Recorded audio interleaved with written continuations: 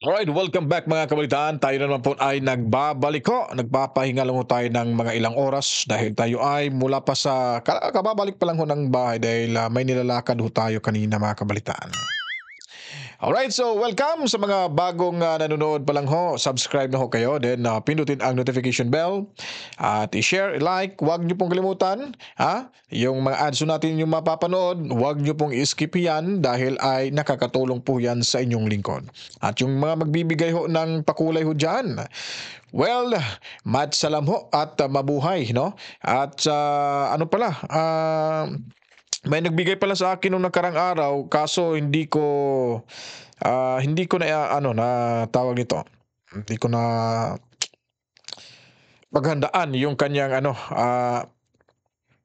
bigay 'no. Si Ma'am, Vergorax 6876, nagbigay ho siya ng pangkape ho natin. 15 Hong Kong dollars 'no. Maraming salamat po. Hindi ko mailagay kasi hindi ko naihanda yung ano screenshot po natin. Basta si Virgo Rugs 6876. Yun po mga kabalitaan. Salamat po sa 15 Hong Kong dollars. Palakpakan muna natin ito. At sa mga nanonood ngayon, welcome. Hindi ko na makakalimutan itong si Jornex 5274, si Ann Santos na laging nanonood na hindi ho nag-skip ng ads ayon pa sa kanya mga kabalitaan. Salamat din ni 2B 1984 dyan sa Cebu City. Matsalam din kay Nanay or Mommy Rose Tobias at Daddy Berting Tobias na nanonood dyan sa Cebu City. Salamat! O, di ba? Masaya ho tayo kahit ganun lang ho mga kabaitan na may mga dayuhan pala tayong viewers, subscribers sa ating munting bahay. So ngayon naman po mga kabalitaan ay balikan na naman ho natin itong si Mema. Talagang pag may nakita ho akong hindi kaya-aya mga kabalitaan ay iko-correct ko natin ito. At re-reactionan ko, komentaryuhan na mga kabalitaan. Dahil yung kanyang paksa dyan ay talagang libelous, slander ho ito mga kabalitaan. Maya-maya ho, babasahin ho natin kung ano yung slander o di kaya libelous or libelous. Yung pwedeng ikaso sa kanya mga kabalitaan. Ano? So, bago pa ho tayo magsisimula, as usual ho, itong intro ho natin, pakinggan nyo po ito mga kabalitaan. At sa amin, nakapag-harvest na kami, kakatanim lang eh. So, hindi, buti na lang yung timing, hindi yung bago aanin, nakapag-ani na tayo. So, kung yung seasons na susunod, okay. It's, there's a, hindi, 5,000 pesos. Ang ganda mo sa hindi, bakong banga.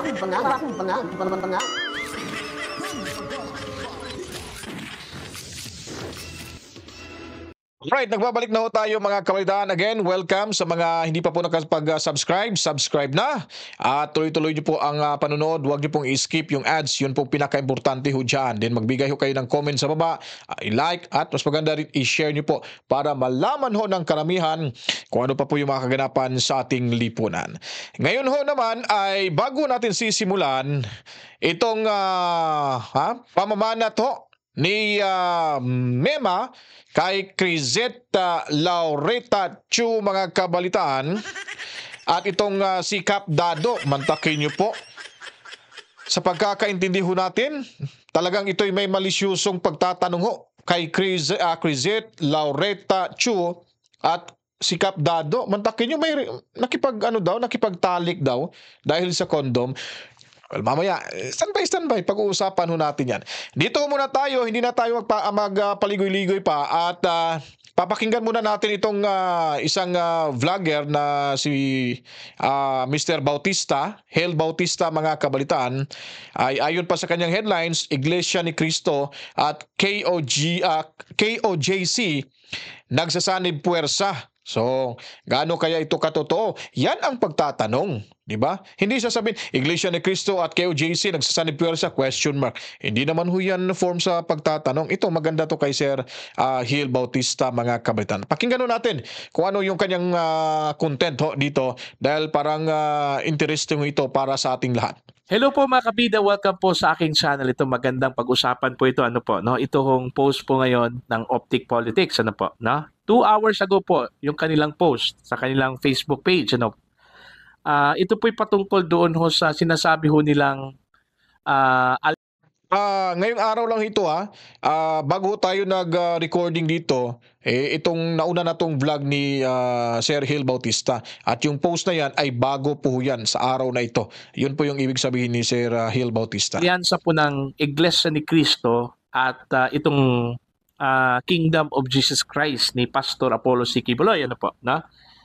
Now, ang pinagpatayan na po nila mga kabida ay ito pong poster po, no, ni Congressman Rodante Marcoleta, kasama po itong si Pastor Quiboloy. Okay?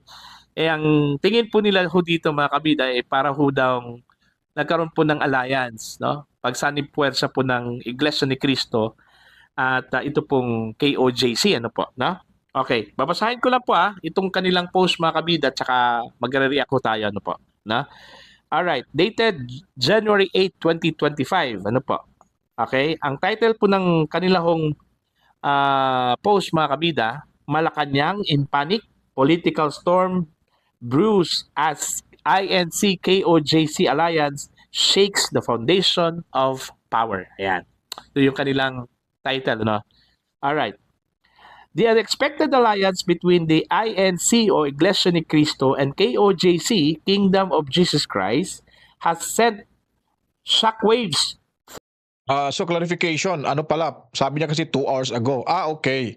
So check ko natin kung kailan ito. So 21 hours ago, so 2 hours ago.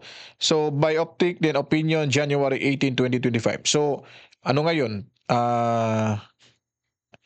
Gis pa ngayon, di ba? 11. So baka January 18. So 8, 9, 10, 11. So 3 days ago na ito mga kabalitaan. Pero pakinggan muna natin to kasi maganda yung kanyang magiging opinion ho dito. Through Malacanang, leaving key players scrambling to regain composure. As the campaign poster featuring Sagip Party List Representative Rodante Marcoleta alongside Pastor Apollo Quiboloy went viral, whispers of the growing influence of the two powerful religious factions have escalated into full-blown panic within the administration. Ayan. Quiboloy and Marcoleta, known to be staunch allies of Vice President Sara Duterte, now have potential to sway the political landscape in the upcoming 2025 elections. The implications of this alliance, especially as it strengthens Duterte's grip on power, have left many in the palace fearing the loss of influence and control. In the corridors of Malacanang, a quiet desperation have set in. The pressure is palpable, and some officials have taken to overdosing on medication, trying to manage the overwhelming stress. The alliance rise is a reminder that political calculations are often precarious. And in this game of power, even those at the highest levels are not immune to the toll it can take on their mental and physical health.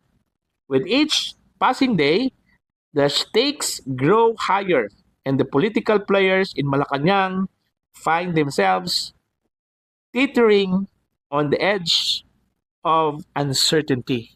Ayan, nagpapanik na raw, mga kabida, itong mga tagal Malacanang. Ito ho sa nakita nilang poster, no?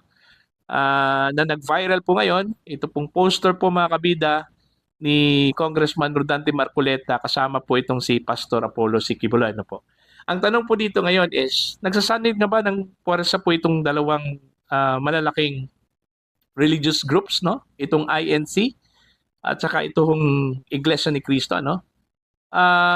Siguro, pag sinabi pong Rodante Marcoleta, it doesn't follow na INC na yon, ano po? Although, member po ng INC po itong si Rodante Marcoleta, but he doesn't speak of INC, ano? Tama, diba? tama. He does not represent INC. Okay? Isa lang po siyang political leader na Miyembro. kaanib po ng Iglesia ni Cristo, pero hindi ho siya may influence doon ho sa INC, ano po, no? Mga kabida. So, ang tanong po kasi dito po mga kabida, ito po bang poster po ni Kibuloy at saka ito pong si Marcoleta, may basbas ba ito sa kanilang dalawa? Kumbaga, kung sino man yung nagpagawa dito, okay? Nagpaalam ba sila kay Congressman Marcoleta o di kaya kay Pastor Kibuloy? Eh baka iba yung nagpagawa, third party yung nagpagawa dito, hindi ho silang dalawa, no? Hindi ho yung simbahan po ni Kibuloy, hindi ho yung simbahan po ni um, Congressman Marcoleta, no?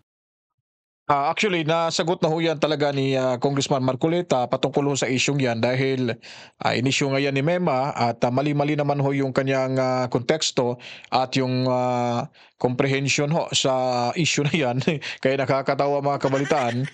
So nasagot na ho yan. Pero ang punto natin, gusto rin natin pakikinggan si Boss Hill kung ano yung kanyang magiging interpretasyon, no, sa usaping ito dahil alam naman ho natin na itong paggawa ng tarpaulin ay wala hong permiso kay Congressman Marcoleta. So bali nagtaka siya at given at saka pabor din ho yan for visibility at name recall ho sa mga butante na naniniwala ho kay Marcoleta at hindi ibig sabihin na sila ay nagkakaroon na niyang alyansa or alliance para ho sa ganitong pangyayari ho sa politika ho natin sa bansa mga kabalitaan. Alright, so tuloy ho natin to. Po, no? So dapat alamin po natin ito, no? Kasi wag mo tayong mag-conclude kagad, meron hong Tama ho, huwag mag-conclude agad. Kaya si Mema ay conclude na conclude. At hindi nagre-research. At hindi ho nagtatanong kung ano po ba yung ibig sabihin nun at sino may pakanaho nun. At agad-agad hinusgahan yung INC, binabastos, pati si Marcoleta. Kaya ewan ko saan pupulutin itong si Mema mga kabalitaan. alliance, nagsanimpuwersa yung dalawang religious groups, no? 'Di ba? Eh, wag naman ninyong bigyan po ng nervyos po itong Malacanang, ano? Wag yung bigyan ng nervyos po itong Malacanang, ano? 'Di ba? Eh, natatakot tuloy itong Malacanang dito sa nakita ko nilang picture po o yung poster po ni Congress. Kung nakakatakot dyan sa Malacanang, baka may biglang mag-collapse. Pag nakita ko yung pwersa ng INC, yun yung nakakatakot dyan eh. Tama ho yung sinasabi talagang yung medication ay punong-puno na siguro ng medication dyan sa Palace. Kasi baka iba dyan, baka na-high blood na. At saka yung iba na low blood na. At yung iba, yung mga diabetic, bumagsak na yung sugar. At naninibaut na yung at saka yung tawag ito, yung mga iniisip nila at kung ano na parang napaparanoid na ba, no? Parang balisa na ano kaya to, ba't parang ano to hindi alam kung ano magiging hakbang ng INC dito. Man Marcoleta at saka itong si Pastor Apollo Sikibuloy. Eh alam naman po natin mga kabida kung gaano po karami yung kanilang mga religious group, ano po, no? Yung Iglesia ni Cristo, ang sabi po nila, nasa 12 million daw yung kanilang miyembro. Ito naman pong si Kibuloy, ang sabi po niya, yung KOJC daw, aabot po daw ng 8 to 9 million, ano? Diba? Kung isum up mo yan, 12. Kung magsani puwersa talagang wiwindang ho yung Malacanang. Kung totohanin ho yun, yung balitang yan, may mga kuro-kuro na may alliance na yung dalawa. Tahimik lang ho yung KGC at saka yung INC patungkol ho diyan. Hindi natin alam, di ba? Pero wag naman na ho nating husgahan muna. Tama ho itong si Boss Hill at makinig muna tayo, magmuni-muni muna tayo. At dyan na ho yan makikita sa halalan. Kasi pag bumagsak ho yung lahat ng mga nasa mayabang kapulungan, pag hindi na ho yan makakabalik, sigurado ho yan. Sinipa na yan ng mga butante ng mga Iglesia ni Cristo members. Lalo na si Abante dyan sa distrito niya. Naku po! Kaya medyo laylo ngayon si Abante nung medyo before sila mag-break. Laylo na sila masyado yung UWAD committee. Kasi talagang napapaisip sila na medyo problema tagilid tayo dito pag tinuluyan natin yung impeachment. At mas maganda nga tutuluyan nyo para makita natin kung sino talagang mas matalino ho dyan. Kung hindi nyo mapapatalsik si Inday Sara Duterte, ay alakwenta yung mga mambabatas dyan. Kailangan, sinimulan nyo na, napasubo na kayo, tapusin nyo na. Lalaki sa lalaki yung labanan. Kasi si Inday, pag hindi naman manalo sa impeachment, hindi naman yan magugutuman. May pera naman ho yan. May negosyo siguro yan. Di natin alam yung buhay ni Inday Sara. At sanay naman ho yan sa buhay mahirap. Mo ba? Kaya kayo dyan medyo marami hong mga tinatagong yaman. Ihanda nyo na. Kuha na kayo ng visa sa Amerika pag nanalo ito, pag hindi nyo na pa-impeach Inday. At saka pag manalo sa 2028 election, kuha na kayo ng US visa para hindi na masilip yung mga ano nyo. Mga dinidikwat nyo dyan sa mayabang kapulungan. Plus 9.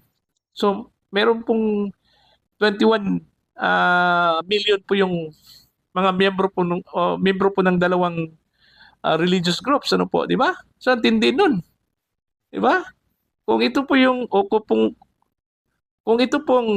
21 million po ay boboto po mga kabinet na tapos ng boxing.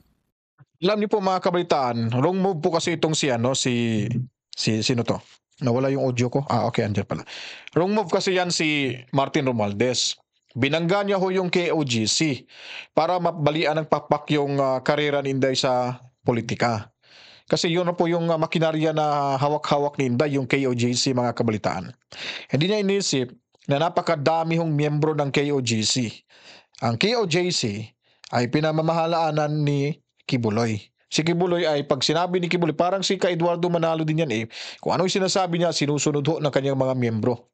Ngayon, dahil nga si Tamba may 8 sa pagkakaalam ko, 8 yung FM station niya, last year yun na ipinapatayo niya at gumagana naman fully operated naman ho. Fully operational naman yung niya, FM station. So, yun, nagtitake advantage ho siya kasi may radio station na siya para ho pag gusto siya kung pagdating ng halalan ay magagamit niya yung radio station niya para promotion ho. Ibibinta yung kanyang sarili. Pero hindi niya inisip na napakadami ho yung membro ng KOJC.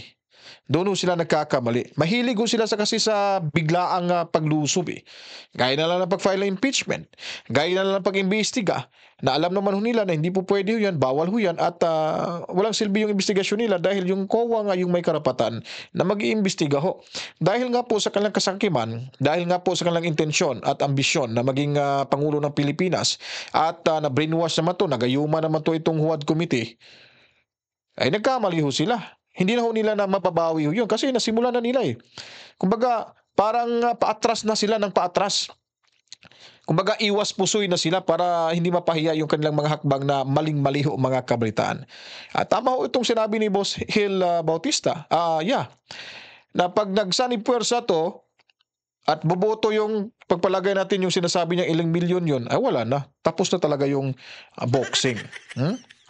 Talo na po yung mga kalyado po ni Marcos, di ba? Mga kabida. So, yun po. Baka siguro yun yung kinatatakot po ng ng Malacanang po dito, sabi po ng Optic Politics, mga kabida, no? So, anong sa tingin po ninyo dito, no? Sa palagay nyo ba, mayroon pong usapan po itong dalawa, no? Yung Iglesia at saka yung KOJC, o baka usapan lang po ito between Kibuloy and Marcoleta? Isa lang masasagot ko dyan, secret. Sa eleksyon na lang malalaman. Yung sinasabing usapan na yan, kung meron man. Talagang sila Panako talaga tong sitwasyon kay Kung Marcoleta at kay Pastor Kibuloy, mga kabaitan. Mantakin niyo po. Si Congressman Marcoleta, talagang binugbog ho dyan. Inalipin. Ano pa bang tamang salitang i-describe natin kay Marcoleta? Binugbog, inalipin, kinawawa, ano pa ba? Inatsipuera. In other words, inatsipuera, wala nang silbi tuloy sa mayabang kapulungan. Kasi nga pinag-iinitan, pinagsisipa ho sa 5 komitiba, hindi na ho makaporma. Pag andyan naman si Marcolita, yung kaharap niya na akala mo umaasta ang mga hurado ay hindi naman ho talaga makakasagot sa legal questions ni Marcolita. Kaya ayaw ho nilang pasalitain si Marcolita sa panahon nung yung tuloy-tuloy pa yung pagdinig mga kabalitaan. Ano lang sila, matapang na sila sa taong medyo kulang sa kagaya nila, medyo hindi wala masyadong kaalaman sa batas. Di ba? Ganun ho sila diyan mga kabalitaan. Hindi ho involve yung kani-kanilang mga religious organizations. Di ba? Pwede din, di ba? May posibilidad din. Di ba? Or Tama. baka nga, yung third party na sinabi ko po kanina, no? Na mayroon pong third party na nagpagawa po ng poster. Siguro supporters po ni Kibuloy at saka ni Marcoleta na gustong Malamang baka pinaglalaruan lang sila ng dalawang religious organization na yun. Sakit siguro sa tenga, no, kung totoo ba lang yun mga kabalitaan. Anyways, parang parang kinabahan ako sa rally sa Lunes, no? Ano kayong mangyayari mga kabalitaan? Yun po ang pakaabangan ho natin. Ito, lipat na ho tayo dito. Pinakauna ho ito, itong malapit na siya matapos, tinignan lang ho natin yung post ni Maui. Ang tanong po dito, kasi dito umuugot ng lakas si Mema, na di umano, nakitaan ng kondom itong si Crisette Laurita Chu, at malisyosong pagtatanong na sinabi, yun ba daw yung kondom ang ginamit sa pagipagtalik ni Kap Dado kay Crisette Laurita Chu. So ang post ho dito, para saan kaya yung condom? Wala naman, blind item ho itong post na ito. Pwede ho itong hindi kumbaga kung sasabihin ni Mema na ay galing ho yan post ni kung may kaso na. Pwedeng sabihin ni Maui bakit may tinutukoy ba akong tao diyan? Wala naman. Patay sa slander tong babaeng to. Tapos sabihan pa na wag namang umasang parang pokpok. Ano ba yun? May nabanggit pa siyang pokpok at si Crisette Chu ay babae daw para sa lahat. Imagine niyo po. At sa sinasabi niya kanina, sa vlog niya ay responsible daw siya sa social media. Hindi daw siya gumagamit ng tinatawag na ad hominem na mga salita. At hindi daw siya character assassination, gumagamit ng mga ganong bagay. Pero dito mga kabalitaan, napaka-tanga-taga tong babaeng to, no? Ewan ko ba kung nagbabasa ba talaga to sa script niya o inintindi o basa lang talaga ng basa mga kabalitaan. Sino kayang advisor kaya nito, no? Talagang maninindig balahibo mo sa mga bungangan yang walang katotohanan at puro mga tawag pa sa Bisaya, pasangil, puro mga akusasyon na wala namang ebidensya. Tingnan nyo. Diyan siya nagbabase mga kabalitaan. Okay. Ipapakita natin sa inyo diyan maya-maya at dito muna tayo sa kasong ito. Panoorin natin to mga kabalitaan. Makikita ba diyan sa monitor ko? Babasahin ko na lang dito, no? Okay. So, diretso tayo mga kabalitaan, May nabasa ho kasi tayong saan ba to? Nawala. Okay, ito. Pag kayo po ay nag-akusa ng tao na walang katotohanan, kahit magtatanong ho kayo, pero yung pagtatanong nyo ay malisyoso ho, may intent ho talaga, pwede ho yang pasok sa cyber libel na naninira ho kayo ng puri. Ang sinasabi ho dito, sa cyber libel, para ho sa kalaman ng lahat na wala pa pong kaalam-alam ko ano po yung cyber libel, although na decriminalize naman po yung cyber libel, pero ito po yung konteksto ng cyber libel. If the false statement is made online, remember, Mema, it's made online, YouTube. Remember that? Okay. Let us continue. Parang yung pagbibigkas natin, isa-isahin natin yung letra por letra. Para tayong mga nagbibigkas na kababago lang natin natutong magbasa para marinig at maintindihan ni Mema sabi mga kabalitaan. Again, cyber libel. If the false statement is made online, it could also be considered cyber libel. Check ko muna. Which has stricter penalties in the Philippines. So emotional distress, isa na ho yan ang makakaapekto. Emotional distress, so depending on the circumstances, the person falsely accused might also be able to file a civil case for damages due to emotional distress caused by the lie. Alaka, Mema, ang dadami, tatamaan ka dito. Alright. Punta ho tayo dito sa sinasabing nawala ako. Sana ba yun? Ba't nawala yun? May nakikita ho tayo ditong slander din dito mga kabalitan eh. Alright. Public nature of the statement. Ito po.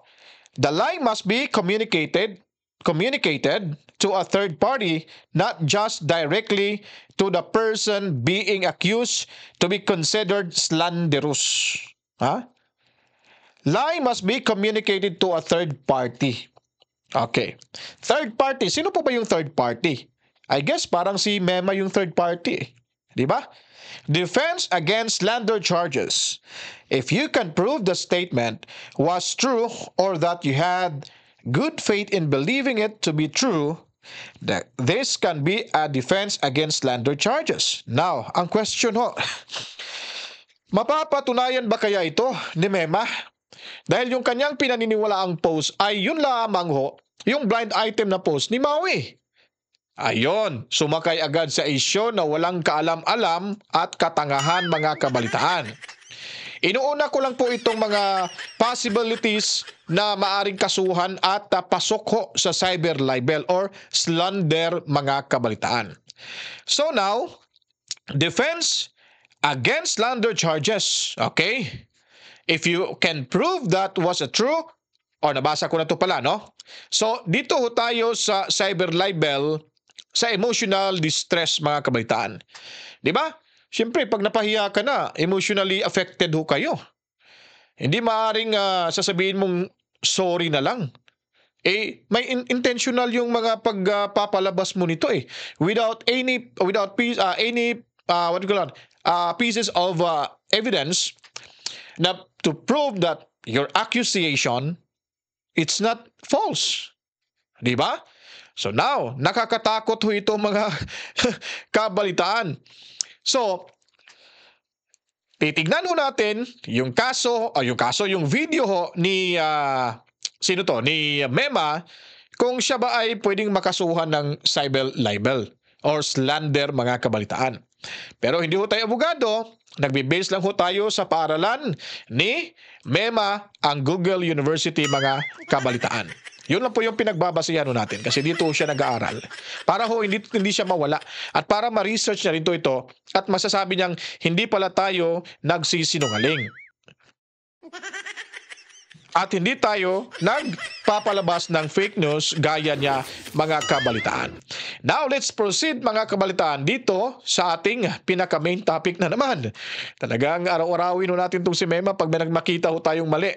Dahil hindi po pwedeng hayaan na lang ho natin to na magpakalat ho ng fake news. Sila nga galit sa fake news. Tapos sila lang palang magpapakalat ng fake news. Heto't panoorin ho natin to mga kabalitaan. Guys, what's up? It's me again, Alicia nyo, at nagbabalik ulit para sa ating panibagong video.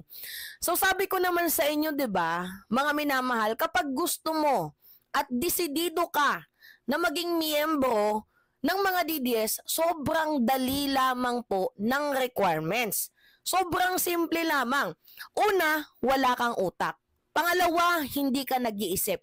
Pangatlo, ngaw-ngaw ka ng ngaw na walang ebidensya. Pang-apat, ginagawa mo din ang ginagawa nila. So ngayon nga po mga Okay.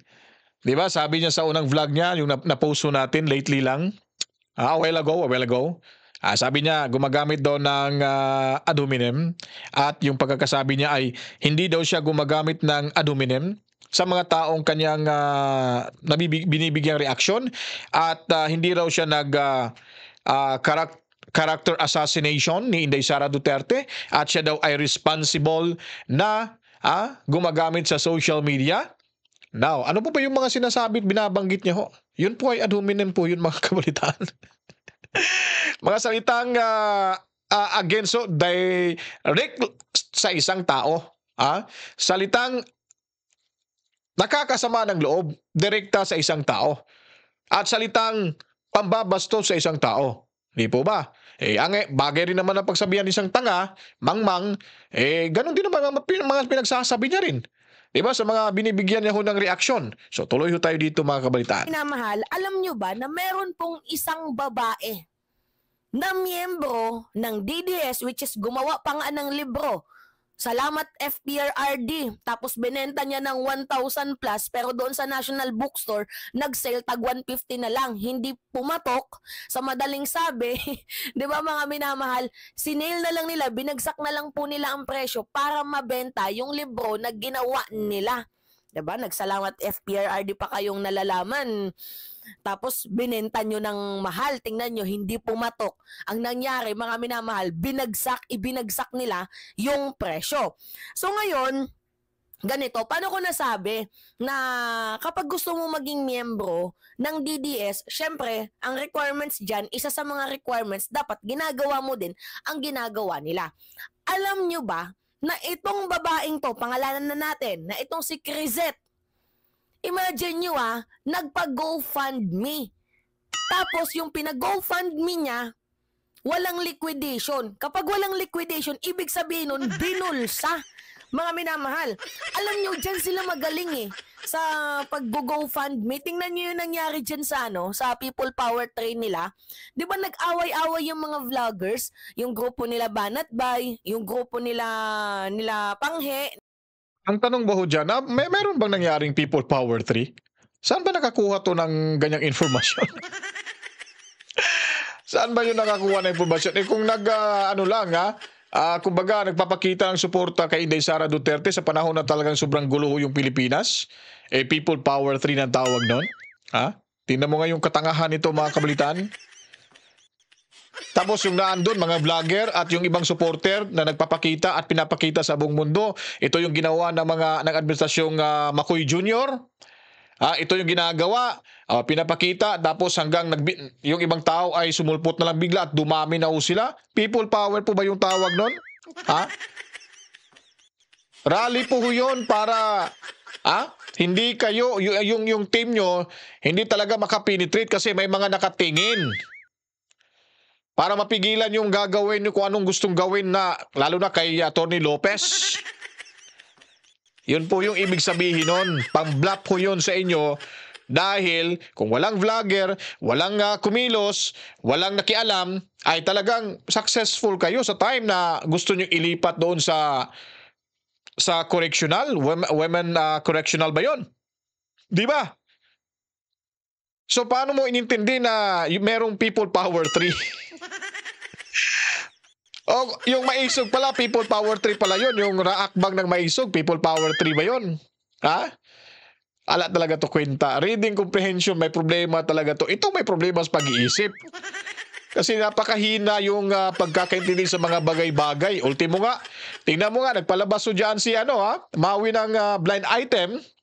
Pero kinote niya ho talaga si Crizette at si Cap Dado ay sila daw ay nagtatalik. Kinwestiyon pa, yun ba ang ginamit nyong kondom ni Cap Dado, Crizette? Naku, ang lakas ng loob. Grabe talaga kabastos tong babaeng to, no? Kailan pa kaya to magbago mga kabalitaan? Kung andyan lang siguro sa harapan mo si Mami Rose at si Daddy Berting, naku, pinalo ka na sa puwet. O di kaya yung yung bugan mo, yung singit mo, baka namula na yan. Tuloy tayo dito. Nila Maui, di ba? Nakita ninyo na nag-away-away sila dahil sa mga donation ng OFW. Imagine, sabi ko sa inyo why are you not investing in tax liens? No, seriously. Why are you not investing into one of the most kami, di ba, pag nagrarally tayo, hindi tayo nag-aaway-away at hindi tayo humihingi ng sponsorship sa mga OFW na pipilitin natin sila, di ba, na magbigay. Ay, okay na lang siguro kung may magbibigay ng sponsorship, kusang loob yun. Hindi naman ho yun hinihingi at hindi naman ho yun matatanggap buwan-buwan kaysa sa'yo makakatanggap ka ng voucher. Yeah? Dati kang DDS, ngayon alam mo naman yung DDS ay hindi nagbabayad ng mga vloggers. Alam mo man naman yung kampo ni Tatay Digong, yung PDP Laban ay hindi nagbabayad ng vloggers. Hindi ka kumita ng nung nasa kay Tatay Digong ka pa. Ngayon biglang may nag-offer. Oh. Biglang may nag-offer siguro, di tinanggap mo kaya nagkakalitsin-litsin na yung buhay mo ngayon. Oh, parang nababaliw ka na sa sarili mo at natakot ka na sa sarili mong anino. Oh, tingnan mo si Yumi Santiago. Inupira ng isang pulis na bumaliktad. O hindi nga siya bumaliktad. Kasi may prinsipyo yung ali na yon. Siya pa mismo nagsabi, yung pulis, inufiran daw siya. Ngayon ayaw niya. Ang nangyari sa isang pulis, isa sa mga nagsampa ng kaso ni Inday Sara Duterte sa panahon nung nagkakagulo sa Veterans Hospital mga kabalitaan. O alam mo ba yon? Yung impormasyon na yon, baka wala ka rin kalam-alam dyan, kaya hindi mo binlag, hindi mo nireaksyonan. Nako, si Mema talaga ano kaya manimo yaman day? Daw kagamo man sa imo mga komentaryo daw ay kagidya ka una-una ka paminsar bla mo. Ha? Research ka lanay bago ka maghatag sa imong opinion kay daw perti ka budlay nga daan pag may ara nga tao nga mapasaka kaso sa imo. Malaybel ka na. So mga ligay nun da magandang maayong aga sa inyo kag damo nga salamat sa pagpalamati sa aton nga programa subong pagtulok sa aton nga programa kag sa Cebu magandang mayong adlaw sa Cebu diay no. All right, sa mga Bisaya diha mayong adlaw. Alright, so tuloy tayo dito mga kabalitaan. Sa grupo natin para pang chicha natin every time na magrarally tayo. Hindi tayo namilit. At saka kung meron man na nagbigay, nililiquidate. At kung hindi man sakaling niliquidate, mga minamahal. O, di ba? Talagang tanga talaga tong babaeng to. Hindi kagaya sa amin na hindi kami nanghihingi. Oh. Hindi kami nagtatanggap ng mga kung ano-ano kasi ganito ganon. Oh, may nagbibigay rin palang donasyon sa kanila. May nagbibigay nga donasyon. Pakinggan natin to dito. Ulitin ho natin.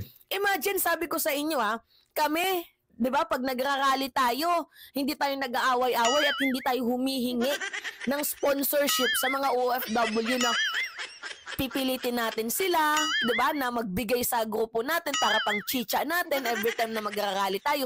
Hindi tayo namilit. At saka kung meron man na nagbigay, nililiquidate. Oh, di ba? At saka kung meron malagbigay, nililiquidate. So, bottom line, the same pa rin na may nagbibigay sa inyo. Hindi lang para sa mga Duterte. Kasi yung mga Duterte, hindi naman nagpupimilit.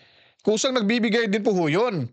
Kung liquidation yung gusto mong malaman, di itanong mo talaga doon at puntahan mo si Crisit. At wala ka rin karapatan na hingin mo yon kasi sino ka ba para bibigyan kanyang liquidation? O mag-file ka na lang muna sa korte, doon ka magpaliwanag. Kapal na mukha mo, hihingin mo pa yung liquidation? Tapos sasabihin walang liquidation daw? May liquidation nga, kaso nga hindi magkakatugma yung collection. Napakatanga talaga to. O 80-80 rin to Natutod ako sa 80-80. Sino ba yung nag-comment ng 80-80? Sabi ko, ano ba yung 80-80? Napakabupol ko pala nung time na yun. Hindi ko magana yung utak. Yun pala, ob pala. Sabi niya yun, si Mema 80-80 yun. Nakala ko, ano ba yung 80-80 na yun? Di ba? May pagka-80-80 ka rin pala, no? May liquidation, kaso hindi magkakatugma nga.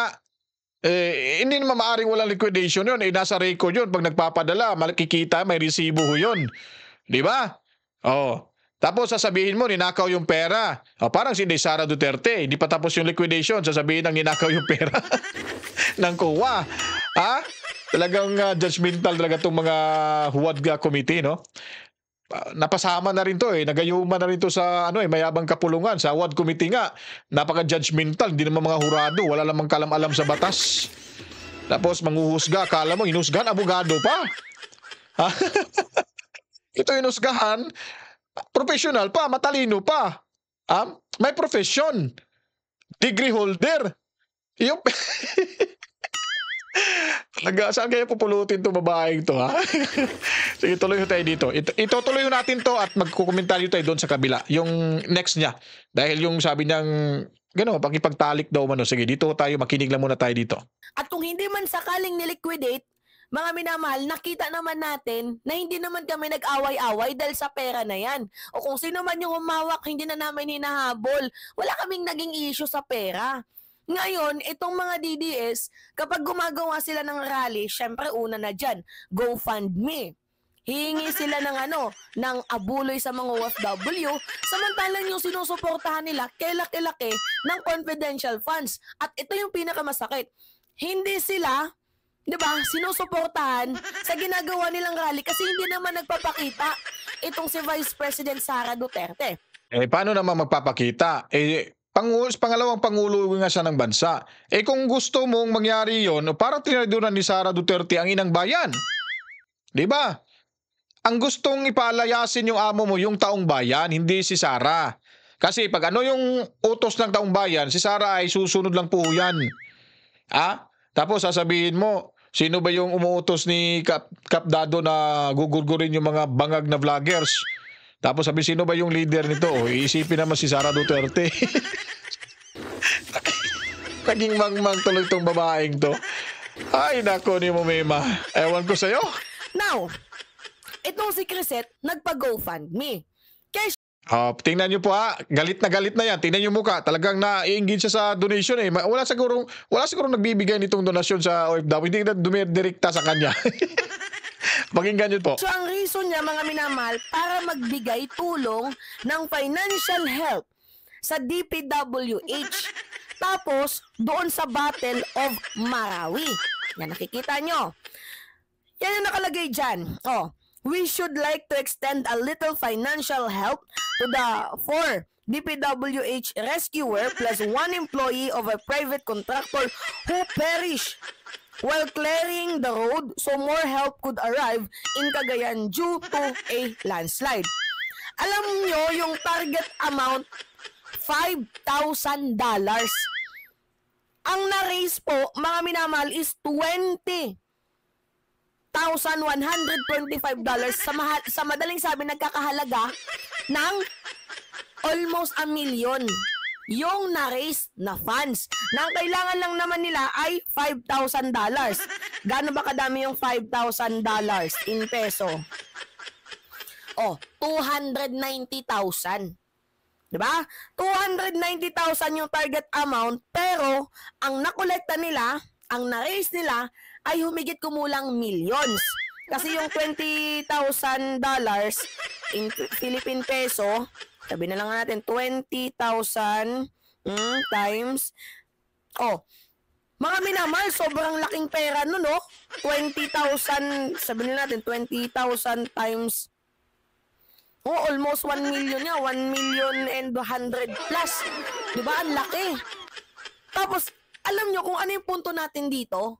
Nagpa-GoFundMe, walang liquidation. Diba? Which is, pag walang liquidation, sabi ko nga sa inyo, diretso po yan sa bulsa. Now, hinahamon kita, Crisette. Ilabas mo yung liquidation mo kung totoong malinis ka. Tingnan mo, galit na siya kay Crisette. Pero pag ipaghahambing ito kay Crisette, ang layo ng mukha nito, napakaganda ni Crisette, mga kabaitan. Kahit may anak na ho yan, napaka-sexy at pang-social talaga. At may brain pa, brainy. Brainy, ito Brenda. Si Crisette brainy, ito Brenda. Kasama ni Mema. Tingnan mo yung mukha, galit na galit. Para maluluha na siya sa... yung ugat niya dito, lumalabas na yung ugat niya dito. Inggit siya sa pera ni Crisette. Mag-file ka ng complaint na laban kay Crisette para malaman mo kung magkano yung perang dala-dala niya. Wala ka na doon. Gumawa ka rin kung gusto mo. Sasabihin na, hindi naman kami ganyan Doon lang kami kay Tamba na tumatanggap Inis na talaga to Puna ka ng puna na si PBBM corrupt. Kasi ang hilig magbigay ng opinion ano bang tawag mo kay PBBM? Ano bang tawag mo sa administrasyon ngayon? Sige nga, sagutin mo nga yung confidential fund. Kung sino yung may mga confidential fund dyan sa Bayabang Kapulungan, maliban kay Sara. Sagutin mo nga kung saan na yung 5,500 flood control projects fund. Sagutin mo nga yung 75 billion pesos para sa Maharlika Fund. Ano pa ba yung parang 82 or 92 billion ba yon? Be, sagutin mo nga, ba tayo nagka-deficit last November 2024? Sige nga. Sagutin mo nga rin kung ba't kayo hihiram naman ng pera sa mga local creditors dito sa bansa ho natin. Nitong third quarter of this year, be, para saan naman yon? Magkano naman yung utang ng bansa ngayon? 3 years pa lang si BBM, si Makoy Jr. Sa lahat, sagutin mo kaya yan, be. Para manahimik na kami, hindi namin sasabihin na corrupt yung Marcos administration. Sige nga, explain mo nga yung AKAP. Sagutin mo nga si Mayor Benji Magalong. Sagutin mo nga rin si Ma'am Shelo Magno. Ha? Ano? May balita ako, hindi ko muna i-announce dito, hindi ko muna ibabalita sa inyo. May narinig akong isang batikang broadcaster. I do not know how true is this, but I need to verify first before I'm going to discuss this dito sa bahay natin. Kasi may kwento na may isang broadcaster na umalis daw bilang secretary dahil nakita niya yung kabalastugan sa administrasyong ito, mga kabalitaan. Yun po ay pasabog natin yan kung makukonfirma ho natin. Ito po ay blind item ho muna. Sisiguraduhin muna natin na makakuha tayo ng mga dokumento, video, statement mula ho sa broadcaster na yan at kung ano ang kanyang masasabi ho. Sa panahon na kung siya ay umalis at sa panahon na siya ay nasa puder pa ng Bongbong administrasyon. Sige nga! Sige nga! Sagutin mo nga lahat yung mga katanungan ko dito. Kung nakikinig ka man dito ngayon. I-explain mo yan kasi pag na-explain mo at correct ko yan, pag sa tingin ko parang mapapa-oo ako sa explanation mo, lilipat na ako sa bangag team vlogger. Pero may kondisyon. May kondisyon. Sagutin mo yan yung mga tanong ko. Yun lang ang pinakasimple ho. Para at least masabi natin na kayo ay talagang totoong hindi bayaran. Alright, tuloy tayo. Diba? Si PBBM magnanakaw daw. Ngayon, ang tanong dito, kung ikaw hindi ka magnanakaw, ilabas mo yung liquidation ng pinag-GoFundMe mo na hindi din namin alam kung napunta nga ba sa mga taong ginamit mo para mag-raise ng GoFundMe. Galit na si Ateng. Ateng, relax. Talagang siniseryoso mo yung away politika eh. Sa bagay, malaki siguro. Sa bagay, wala naman tayong bahay na tatanggap. At hinahamon rin kita. Magbukas ka, magpeperma tayo tayong dalawa ng waiver ho para buksan yung ating bank transaction history. Kung magkano yung pumapasok sa pera natin buwan-buwan at kanino saan nanggaling yung perang natatanggap nating dalawa sa ating personal account. Hahamunin rin kita. Pag napatunayan mo na may natatanggap ako mula sa Pogo, mula sa yung sa mga drug lords, yung mga binibigay ho nila, atin-atin lang yun. Ibibigay ko lahat. Ibibigay ko lahat. Pag nakita mo, ngayon, kinabukasan, ililipat ko na sa bank account mo. Swear. Tignan natin. May 3 account ako. May account ako sa Land Bank.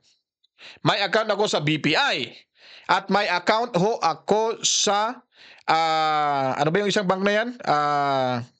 Yung dati, Metro Bank yung dati. BDO. Land Bank, BPI, at BDO. Kung isa lang yung account mo, 3 yung bubuksan ko, isa sa'yo. Walang problema ho yan sa akin. Basta, pag may nakita kang pera mula sa Pogo at sa Narco, or sa mga drug lords, sa bank account ko, ibibigay ko lahat sa'yo yung kinikita ko kung meron. Pero pag wala, kung may makita ako sa'yo, hindi na kita pipilitin kung bibigyan mo ba ako. Kasi ayaw ko rin tanggapin ho yan. Kasi ayaw ko, hindi kaya sa konsensya ko, napapakain ko sa pamilya ko yung pera na mula ho sa hindi pinagpapawisan mga kabalitaan. 'Di ba? Ginamit mo yung ano, yung 4 na DPWH rescuer tapos isang employee. Ngayon, ipakita mo yung ebidensya na ibinigay mo sa kanila yung perang itinulong. Hindi, ipakita mo sa kanila yung pera na pinag-GoFundMe mo na itinulong mo doon sa kanila. Gusto ko lang malaman. Pangalawa, ito. It has been 5 months since the battle in Marawi soldier have given their lives over the course of to give back to our heart. Kulang yung kulang yung nakalagay dito sa description. Pero patungkol ito sa Kulang daw nakalagay sa description. Kulang ang nakalagay sa script mo. Oh, hindi nyo kasi nire-review yan, kaya kulang-kulang. Oh, wag mo nang sugpunan, wag mo nang dugtungan, baka magkamali ka diyan, ha? Mamaya pala may babasahin ako patungkol sa previous Makoy Senior Administration. Marawi. Nagpa-raise na naman siya. GoFundMe na naman, mga minamahal. Ito, October 31, 2017. Ito yung pinakaunang GoFundMe niya. Ang target amount, $15. Diba? Mga nasa 800 to 900K. Hindi, 700 to 800, basta ganyan. Tapos, ang total na na-raise is $16,000. So, ngayon, hinihingi ko yung liquidation. Kasi nagpa-GoFundMe lang siya, pero wala namang proper liquidation at hindi niya pinakita mismo sa social media niya, mga minamahal, di ba, na ibinigay niya yung pera. So ito na nga yung punto ko, di ba? Kapag gusto mong maging miyembro ng DDS, simpleng-simple lang po yung requirements. Una, bobo ka. Pangalawa, tanga-tanga ka. Di ba? Pangatlo, hindi mo ginagamit yung utak mo or ngawa ka na ngawa. Pang-apat, ginagawa mo din ang ginagawa nila. Ginagawa mo yung ginagawa nila Duterte. Ayun ba yung responsible vlogger, mga kabalitaan? Ha? Talagang pinagmamayabang niya kanina. Responsible daw siya. Hindi daw siya gumagamit ng salitang ad hominem. Hindi rin siya gumagamit ng character assassination laban ho kay Inday Sara Duterte. Hoy! At kung kanino pa. Tingnan mo naman yung bungangan nito. Parang puwet ng manok, mga kabalitaan. Tingnan mo.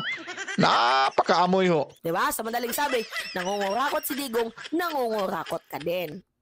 Hoy, nangungurakot daw si Digong? Ha? Saan bang patunay mo? Sige nga. Ha? Nangungurakot si Digong? Ay, nako. Yung tinatahak mo ngayon ay mula ho kay Digong ho yan. Kung anong nakikita mo yung improvement, development, mula kay Digong ho yan, walang project ang amo mo. Ha? Walang project. Ano lang yun? Finishing lang yung amo mo. Walang nagawang project na wala nga yung 5,500 control funds. Ano tawag nun? 5,500 flood control projects. Saan ba yung budget doon? Sagutin mo nga. Sino bang contractor sa mga ganong projects? Sagutin mo nga. Ha? Malakas yung loob nila kasi nga wala nang Philippine Anti-Corrupt Commission. Dahil, ulitin ko dito, para maintindihan ni Mema kung manood siya dito, rampant ho yung left and right na nakawan ho sa gobyerno, lalo na sa mayabang kapulungan dahil tinanggal na ho ang ibinuong Philippine Anti-Corrupt Commission ng ating dating Pangulong Duterte. Sa pamumuno ho sa pinakabatang gabinete na si Greco Bilhica. Si Greco Bilhica ho ay siya po ngayon first nominee ng Bisaya Youth Party List. Tinanggal ho para walang mag-iimbestiga sa mga magnanakaw na politiko sa kasalukuyang administrasyon. Yun ang kanilang pinaka number 1 na dahilan. Kaya ngayon, easy lang. Left and right, money, ayuda dito, ayuda doon, budget dito, budget doon. Ginawang tanga yung amo mong si Makoy Jr. Sino bang corrupt talaga? Bago tayo tutungo sa mga akusasyon mo kay Quizet. The Marcos family, a political family in the Philippines, owns various assets that Philippine courts have determined to have been acquired through illicit means during the presidency of Ferdinand Marcos from 1965 to 1986. Just imagine, ang dami. Ha? These assets are referred to using several terms including ill-gotten wealth. Diyan pa lang, dito na lang ako, hindi ko natatapusin to lahat. Ill-gotten wealth? Ano bang ibig sabihin ng ill-gotten wealth? Saan ba nanggaling yung ill-gotten wealth na yan? Saan ba yung mga various assets na yan? Ano ang pinanggagasta? Bumalik naman yung panahon ngayon, yung dati. Oh. Kaso nga lang hindi personal si Bongbong Marcos, si Makoy Jr. Doon gumagana ho sa mayabang kapulungan para hindi halata. Napakahina talaga ito mag-analyze sa isang pangyayari political mga kabalitaan. Tuloy na nga tayo dito para matapos na. Diba? So ngayon, mga minamahal, meron akong nabalitaan na itong si Dado. Ito. Pakinggan nyo po ito ha. Pakinggan nyo po ito. Itutuloy ho natin to. Itong si Dado, ang tinutukoy, di umano. At itong si Crisette, di umano. Ang tinutukoy ni Panghe, ni Maui, na meron daw pong, ito kasi nag-away-away sila, di ba? Nag-away-away yung mga DDS ngayon. Ang sinasabi ha, di umano ang tinutukoy. Oy, hearsay ha, hearsay. Di umano ang tinutukoy. Ito yon. Ako na magbabasa ho dito. Ito yung post ni Maui. Sabi ni Maui ho dito, kasi nga may miscommunication, misunderstanding. Totoo po yun, nagkakaanuhan sila, girian ngayon. Pero tingnan nyo po yung post ni Maui. Pwede ho niyang hindi aminin yung sinasabi dito ni Mema. Kasi although kung patama to sa taong binabanggit ni Mema, ay pwede niya itong sabihin na hindi. Dahil kaya nga, ang tawag dito kasi sa sulat nito ay blind item. Nagpaparinig lang ho ito. At ang sabi pa niya, para saan kaya ang kondom na may laman na tubig? Nakita ko sa kwarto niya, paki-explain naman kung para saan ang gamit nun. Please. Di ba? Paki-explain naman kung sino ho yun sila. Pero itong si Mema sabi, talagang makikita ho talaga natin yung kabubuhan nito. Ay minention si Crisette. Minensyon si Kap Dado na wala naman ho dyan nakasulat at malisyosong pagtatanong, yun ba yung ginamit yung dalawa, yung kondom na nakikita? Ano bang ibig sabihin nun? May pamilya yung tao. Sinisiraan mo na yung tao. Hindi lang ho masasaktan itong si Crisette at itong si Kap Dado. Mas masasaktan din yung pamilya nito na walang kaalam-alam sa isyong ito.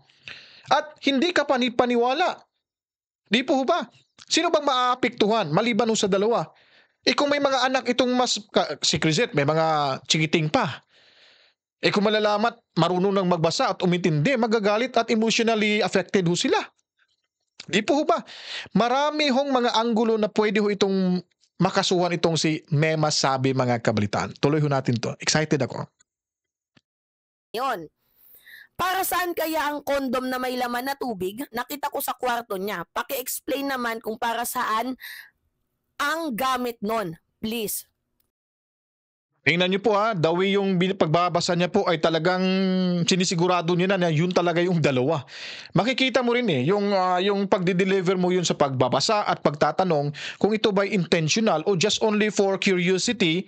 That is why you're asking about this kind of thing. Now, for you to know what is the real essence, what is the kasinungalingan o katotohanan ba? That's it sana. Di ba? Pero sa kanya, iba ho mga kabalitaan. Malisyoso ho. At nasa publiko pa. Online pa. Napa sa social media. Nako, patay ka dyan. Yan o. May pinatamaan dyan si Maui. Gawa nga po mga minamahal ng nag-away-away sila. Diba? Itong mga DDS na to nag-away-away dahil sa pondo. So ngayon, ang tanong... May pinatatamaan daw si Maui. Yes, that's right. Because that's a blind item. At he never mentioned or dragging any names. Huh? She never, tawag nito, para bagang nag-blind item siya tapos may clue. Iyon ang ibig kong sabihin. Walang clue. Di ba? At just only a statement, personal ano niya lang, opinion niya lang to. Na sinasabi na, hoy, may nakita akong condom sa kwarto mo. Ito ba yung ginagamit? Or para saan po ba ito? Pero iba yung pagkakaintindi ni Mema. Tumutukoy na siya sa tao na hindi naman natutukoy dyan at napapakita na sinasabi na sila ay talagang ganon. At sinasakyan ni Mema na walang pag-aaral. Ano bang mangyayari ho sa kasong ito kung pwede man? Balikan ho natin to dito. Hindi ako abogado pero based lang sa paaralan ni Mema, itong Google University, at sabi niya ho dito, to be considered slander, the statement must be made with malicious intent. Statement must made with malicious intent, meaning you know the statement was false when you made it and intended to harm the other person's reputation. Siyempre naman, wala namang taong sinabi doon, walang binanggit na pangalan. So alam mo naman na itong statement ay hindi naman sigurado, walang katotohanan. Why you have this kind of a statement? Why you made this kind of statement? Huh? Why are you asking about this kind of incident na talagang binibigyan mo talaga ng malisyoso? Well, in fact, she never mentioned any names na ito sila, si Crisette at si Cap ay nagtalik dahil nakita yung condom. Oh, di ba? Alright, let's go back to this hindi ko na i-describe yung anong klase siya. This lady na lang, this lady. Tuloy tayo. Nung dito, totoo ba, Crisette, na yung condom ginamit sa'yo ni Dado? Sa akin kasi pagkakala, mga minamahal, hindi naman natin Hala ka dyan! Totoo ba, Crisette? But yung facial expression, remember, there is a statement here that to be considered slander. Remember that, Mema, the statement must be made with malicious intent. So binibigyan mo ng malisya. Binibigyan mo ng talagang malisyusong pagtatanong. Meaning, you know the statement na hindi naman totoo, ay talagang pinipilit mo. Minention mo pa yung dalawang mama, isang ali at isang mama na Crisette. Although sa utak ni Maui, sila ho yun. That is why si Crisette, si Maui, very careful siya nag-post through this blind item statement. Kaya it's because hindi siya sigurado. This is just only an accusation. And well, in fact, meron ho silang misunderstanding. Baka palagot sa kontra lang ito. Baka pagalit lang ito. Gaslighting ho itong mga ganitong klaseng mga statement, mga kabalitaan. So hindi ho niya na-analyze na itong blind item na ito. Ewan ko ba kung alam niya ba yung blind item na sinasabi? Kaya nga nag-blind item itong si Maui dahil nga hindi siya sigurado at ayaw niyang makasuhan ng slander or cyber libel. Ikaw naman, yung katangahan mo, yung kabubuhan mo, ay akala mo ay tama ka, hindi ka nagkukonsulta, hindi ka nagbabasa, dyan ka naman siguro galing sa Google University, ba't ipinagpatuloy mo, minention mo pa na ito ba yung gamit mo kay na kondom kay Cap Dado? Ibig sabihin, may nangyaring pagtatalik sa dalawa? Is it not part of tinatawag na character assassination? Or itong tinatawag na ad hominem na sinasabi mong pinagmamayabang mong salita na akala mo hindi namin maintindihan? Ay, nako, tong babaeng to, dami to, libel to. Pag nalaman to ni Crisette, nako, no words can say. Time will tell. Go ahead. dapat idama yung mga junakis niya. May junakis na daw itong si Crisette. Sabi, 2. Pero, hindi na natin, kasi di naman involved sa issue yun, diba? Tapos, ang mga post niya, mahilig siya sa mga post na pokpokan posting. Parespeto ka naman, oy. May anak ka na eh. Diba? Irespeto mo naman yung sarili mo. Bigyan mo naman ng dignidad. Diba? O, di ba? Pukpukan posting daw. Oy, hala. You judge the person. You judge the person. Tapos, kung may pukpukan, sasabihin, uy, bigyan mo naman ng dignidad. Ha? Bakit kung magpapasexy si Crizet, wala na siyang karapatan? Magpapaganda? Ikaw, hindi ka nga nagpapaganda, sobrang ganyan yung mukha mo. Kwi-questionan mo pa yung tao na mahal niya yung sarili niya? Ikaw kasi, yung mukha mo kasi, gusto mo lang na ihambing sa damuhan. Ayaw ni Crizet makita yung mukha niya parang damo. Kaya nagpapaganda ho siya. O ikaw, kung gusto mong magiging damo yung mukha mo, di wag kang mapaganda. Porket nagpapasexy na, sasabihin pukpukan posting na. O imagine, hindi raw siya naggumagamit ng salitang ad hominem. Hindi raw siya gumagamit ng salitang character assassination. Siya daw ay may respeto at siya daw ay issue for issue lang di umano at ginagalang niya at siya mismo responsible na gumagamit sa social media. Tingnan mo yung katangahan nito. White envelope is waving. Hindi makita yung kamay ko dito pala. Sa right side na lang. White envelope is waving. Remember that. I will repeat and I will read this statement very carefully. To be considered slander, the statement must be made with malicious intent. Meaning, you know the statement was false when you made it and intended to harm the other person's reputation. Other person's reputation. It's all about reputations. It's not all about your questions because you are questioning so very badly. Wow, so very badly. So very maliciously. Wow! Tingnan mo. One of these days, I hope Crizet, ewan ko lang kung mahirap din naman, hindi naman siguro si Crizet nanonood sa video ko o baka merong iba na makapagsabi kay Crizet at i-share tong video kong ito. At kaya nga nag-react tayo dito para may hawid tayo, para may kopya tayo kasi baka i-delete niya yan. So, yun na nga. Diba? Tatakutin pa naman to. Tapos sa camera, nagmatapang-tapangan pa. Anyways, tuloy ho tayo kasi may natira pa ho siyang minuto. Okay, sige, tuloy na natin to. Ba?